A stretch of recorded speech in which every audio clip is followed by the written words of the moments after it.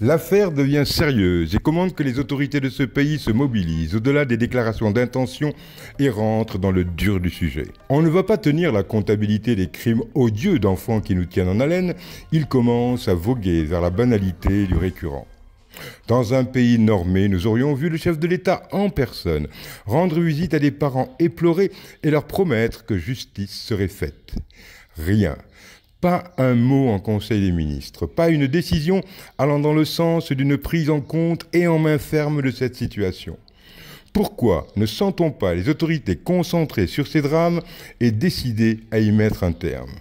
Quoi que coûterait la vérité, il est temps d'agir avant que l'irrationnel ne prenne le pas sur la justice. Quelle est la part de fantasmes développés par les Sénégalais dans cette vague de crimes d'enfants et de disparitions qui touchent aussi de nombreux enfants de la rue, disparitions souvent passées par pertes et profits du fait que personne ne s'intéresse vraiment à leur funeste sort. Déjà vivants, on les voit à peine, entre gravats, carcasses de voitures et enguenilles, on a du mal à considérer que ces enfants intéressent les Sénégalais du fait de leur mort ou de leur disparition. Toujours est-il que ces morts d'enfants à répétition interrogent. Ce ne sont évidemment pas des agressions, ils ne possèdent rien que l'on veuille leur voler.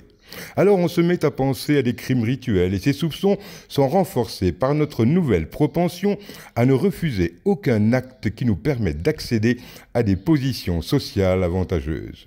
Aucune demande d'un féticheur ou d'un chef de secte satanique n'est rebutante pour qui tient à arriver à ses fins de pouvoir. Il est même permis d'imaginer que certains trafics d'organes vitaux peuvent être organisés dans nos pays du fait que la vie d'un enfant a si peu de valeur. Ces pratiques sataniques se sont pratiquées dans certains pays et nous avions cru en être à l'abri. Il est urgent de protéger nos enfants et de vite régler cette plaie béante qui avilit notre capitale en laissant voir des milliers d'enfants et de talibés livrés à eux-mêmes et être à la merci de personnes criminelles et prêtes à tout pour assouvir les ignobles desseins d'ambitieux forcenés. C'est parce qu'ils sont faibles que ces enfants sont des cibles et qu'ils sont susceptibles d'être sacrifiés sur l'autel de la barbarie et du pouvoir à tout prix. Alors il convient que nos autorités se mobilisent et rassurent les populations, d'abord en précisant si ces faits existent ou non.